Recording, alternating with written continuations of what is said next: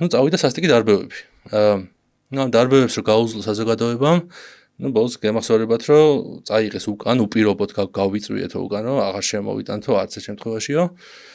რადგან მე 24, როცა ფეხბურთის ამბავი გავიგეთ, ყველას რო გვიყვარს ერთმანეთი და შემოიტანეს ის უპირობოდ გაწეული კანონი და ამჯერად თან ცინიკურად უკვე ვიღაცები ამბობდნენ ტროლები, ბოტები, რაღაც პროპაგანდისტული მედიები, რომ ეხლა უფრო მზად ვართ ტექნიკურად ახალი უკეთ დაგარბევთ. ანუ იყო ეს გარემო, რომ აი შემოვიტან და აბა რას გვიზამთ, ხო? და იყო კიდევ არანაკლებ სასტიკი დარბევები.